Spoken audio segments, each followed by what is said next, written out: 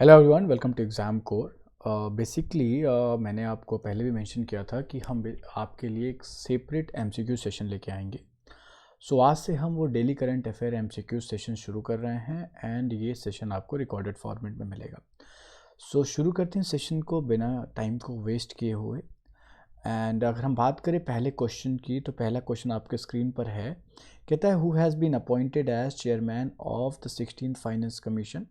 सो आप answer comment box में करेंगे ताकि उससे मुझे पता चलेगा कि how many of you seriously participated in the session. Okay, तो 16वें वित्त आयोग के अध्यक्ष के रूप में किसे नियुक्त किया गया है? ऑप्शन में है ऋत्विक रंजनम पांडे, अरविंद पनगड़िया, एन.के. सिंह एंड बी.वी.आर. सुब्रमण्यम। अगर हम बात करें स्टूडेंट्स, ये जो नाम मेंशन किए गए हैं, एन.के. सिंह हमारे देश में जो 15वीं फाइनेंस कमीशन है उसके अध्यक्ष के रूप में थे। अरविंद पनगड़िया जी को 16th फाइनेंस कमीशन का चेयरपर्सन बनाया गया है। बी.वी.आर. सुब्रमण्यम की बात की जाए तो this person is basically, I hope I am audible to you. मेरी आवाज़ आ रही है आप सभी तक? Let me check it.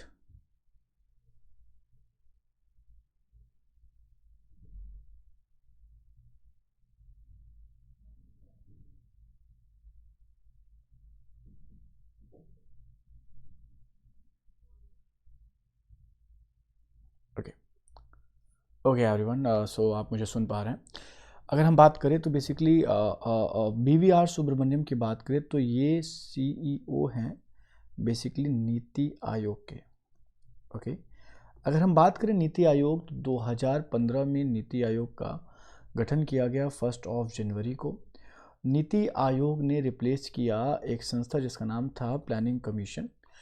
And 1 जनवरी जब 2015 में नीति आयोग एग्जिस्टेंस में आया, उस समय पे अरविंद पनगड़िया साहब को बेसिकली नीति आयोग का वाइस चेयरपर्सन बनाया गया। अगर हम बात करेंगे तो नीति आयोग के चेयरमैन हमेशा देश के प्रधानमंत्री ही होते हैं।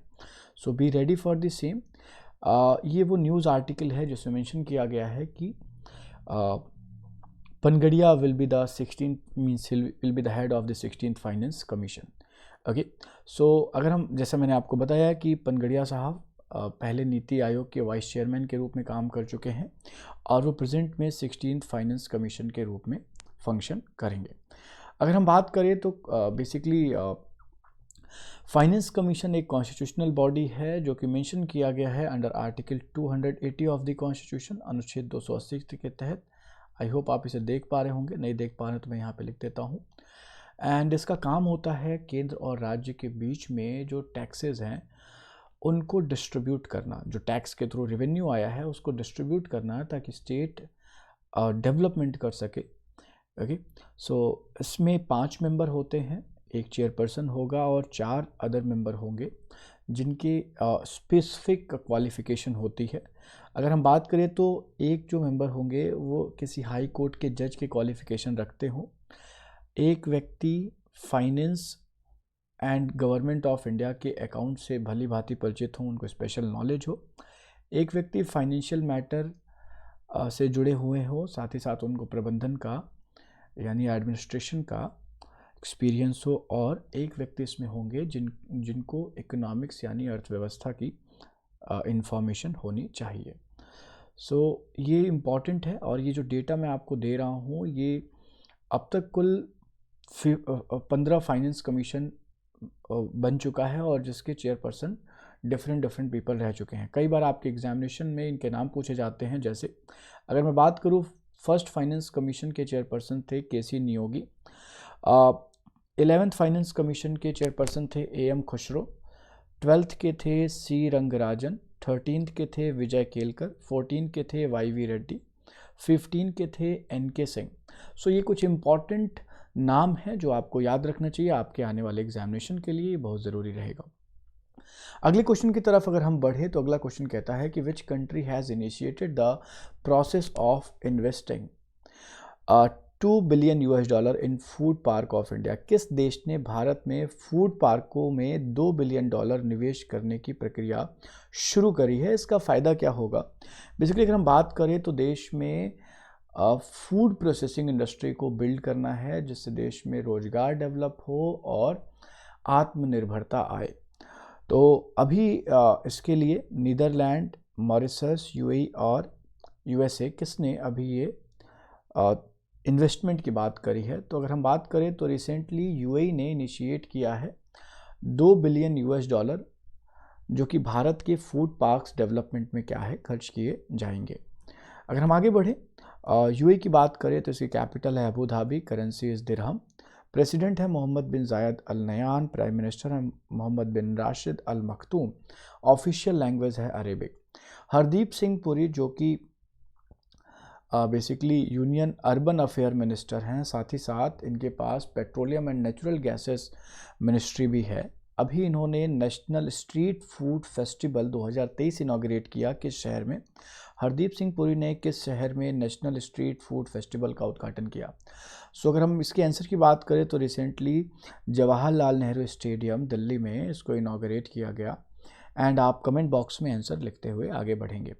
Recently Gujarat has set a Guinness World Record for performing mass Surya Namaskar simultaneously at how many places on the state on this first day of this new year?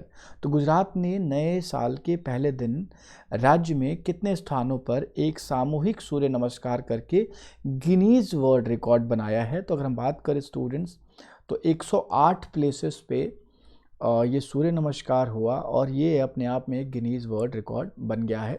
अगर हम बात करें तो there is a Modhera temple in Gujarat, वहाँ पे 2500 लोगों ने सूर्य नमस्कार एक ही स्थान पर किया।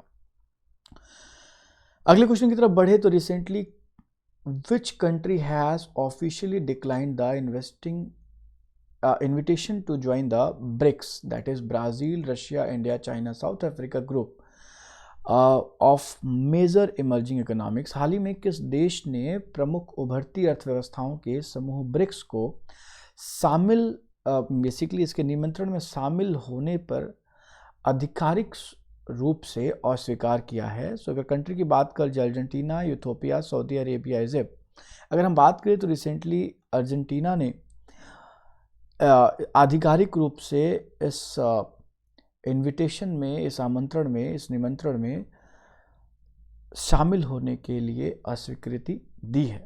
अर्जेंटीना की कैपिटल आप कमेंट बॉक्स में लिखेंगे स्टूडेंट्स। अगर हम आगे बढ़ें तो यहाँ के प्रेसिडेंट हैं जेवियर मिली, जिन्होंने रिटन फॉर्मेट में ये अस्वीकार मीन्स ये निमंत्रण अस्वीकार किया हुआ है। ये वो टॉप 10 कंट्रीज़ हैं जो साइज़ में सबसे बड़े हैं। भारत 7वें नंबर पे सबसे बड़ा देश है और अर्जेंटीना की बात करेंगे तो ये 8वें नंबर का सबसे बड़ा देश है। Recently there is a veteran banker Ashok Vaswani has take over the managing director and CEO of Kotak Mahindra bank. He has replaced whom? तो अशोक वासवानी ने कोटक महिंद्रा बैंक के प्रबंधन निदेशन और CEO का कार्यभार संभाला है। उन्होंने किसका स्थान लिया है? अगर हम बात करेंगे उदय कोटक जी, इन्होंने बेसिकली रिज़ाइन किया था। After that Deepak Gupta chairperson बने थे एंड दीपक गुप्ता का जो कार्यकाल है वो 31 दिसंबर को एंड हो गया। 1 दिसंबर को अशोक वासवानी जी ने as a CEO and MD के रूप में चार्ज लिया है कोटक महिंद्रा बैंक का। सो ये भी आपके आने वाले एग्जामिनेशन के लिए काफ़ी इंपॉर्टेंट हो सकता है। अगर हम बात करें DRDO ने अभी रिसेंटली अपना फाउंडेशन डे सेलिब्रेट किया है और ये 1 जनवरी को होता है। DRDO की बात करें तो इसका फुल फॉर्म आपके एग्जामिनेशन में काफ़ी बार पूछा गया है। तो इसका फुल फॉर्म की बात करेंगे तो defence research and development organisation इसका फुल फॉर्म है और मिनिस्ट्री ऑफ डिफेंस के अंदर में क्या है ये कार्य करता है। और इसका इस्टाब्लिशमेंट 1958 में 1 जनवरी को हुआ था और इसके हेडक्वार्टर की बात करेंगे तो न्यू दिल्ली में इसका हेडक्वार्टर है और इस बार 66वां यानी 66 फाउंडेशन डे के रूप में क्या है सेलिब्रेट किया गया है। अगर हम आगे बढ़े तो रिसेंटली राजनाथ सिंह जो कि हमारे मिनिस्टर ऑफ डिफेंस हैं, इन्होंने इनॉग्रेट किया है first of all girls Sainik school in which city of Uttar Pradesh. तो राजनाथ सिंह जी ने उत्तर प्रदेश के किस शहर में पहला पूर्ण गर्ल्स सैनिक स्कूल का उद्घाटन किया है? अयोध्या, वाराणसी, कानपुर एंड वृंदावन। तो रिसेंटली वृंदावन में ये इनॉग्रेट किया गया है और इस मौके पर उत्तर प्रदेश के मुख्यमंत्री योगी आदित्यनाथ जी भी उपस्थित थे। Recently, which union territory has become the first union territory to implement the Prime Minister Vishwakarma Yojana in the country? कौन सा केंद्र शासित प्रदेश देश में विश्वकर्मा योजना लागू करने वाला पहला केंद्र शासित प्रदेश बन गया है? विश्वकर्मा योजना में बेसिकली जो वर्कर्स हैं उनको स्किल देने की बात करी गई है और ये पेड स्किल प्रोग्राम होगा। सो बेसिकली रिसेंटली अभी जम्मू एंड कश्मीर ने इस व्यवस्था को अपनाया है। Recently the popular queen named as Margrethe II, she stepped down after 52 years on the throne. She is the queen of which country? लोकप्रिय रानी मार्गरेट द्वितीय 52 वर्षों तक सिंहासन पर रहने के बाद इन्होंने इस पद को छोड़ा है। ये किस देश की रानी है? Denmark, France, Brazil and Finland. तो अगर हम बात करें तो डेनमार्क, जिसकी कैपिटल कोपेनहेगन है, ये इस देश की महारानी है और 14 जनवरी को इनका कार्यकाल क्या है, ख़त्म हो जाएगा। Okay, so this is all about the today's session. Students बने रहें एग्ज़ाम कोर के साथ एंड ऐसे ही सेशन मैं आपके लिए लेके आता रहूँगा ताकि आपकी तैयारी और बेहतर होती रहे। Take care everyone. अपनी फीडबैक्स आप कमेंट बॉक्स में दे सकते हैं। Will meet soon. Take care. Have a great day.